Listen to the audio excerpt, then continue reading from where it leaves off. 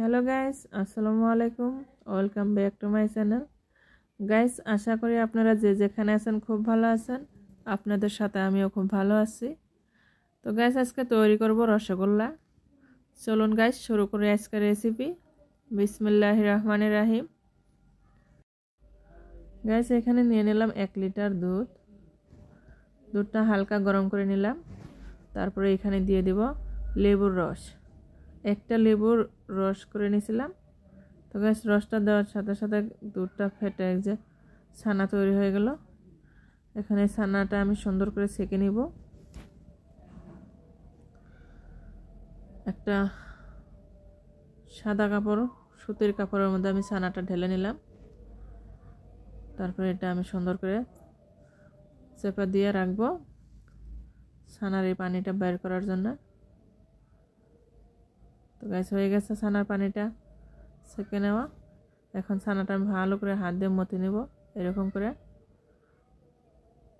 হাতের তলা দিয়ে এরকম ভালো করে ময়দার মতো করে মাখাইয়ে নেব।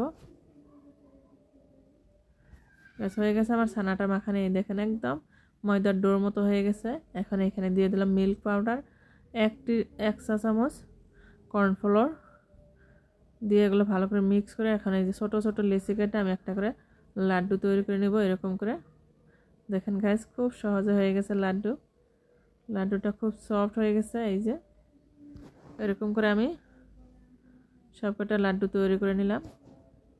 তো গাইস, এখন এই লাড্ডুটা আমি সিদ্ধ করে নিব।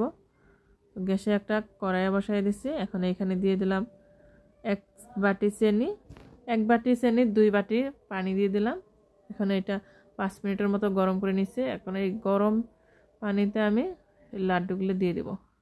তো গাইস, আজকে আমি রসগোল্লার জন্য শিরা আলাদা করে তৈরি করব না, এক জায়গায় আমি রসগোল্লা সিদ্ধ করে নেব। তারপরে এখানে আমি এটা দিয়ে শিরাটা বানিয়ে নেব। তো গ্যাস হয়ে গেছে আমার রসগোল্লা সিদ্ধ করা। 15 মিনিটের মতো সিদ্ধ করে নিলাম। এই দেখেন গ্যাস, একদম বাজারে কিনা রসগোল্লার মতো হয়ে গেছে। কি সুন্দর হয়ে গেছে, কালারটাও খুব সুন্দর হয়েছে। তো গ্যাস, আমি রসগোল্লাটা নামাই নিছি। দেখেন গ্যাস, একদম শিরাটাও খুব সুন্দর ভারী হয়ে গেছে। তো গাইস, আমার এই রসগোল্লার রেসিপিটা আপনাদের যদি একটুও ভালো লেগে থাকে, আপনারা আমার চ্যানেলটাকে সাবস্ক্রাইব করবেন, লাইক কমেন্ট শেয়ার করবেন। আপনারা সুস্থ থাকবেন, আমার সাথে থাকবেন। তো গাইস, আমি রসগোল্লাগুলো সুন্দর করে বাটিতে সার্ভ করে নিয়েছি। দেখেন গাইস, কি সুন্দর হয়ে গেছে।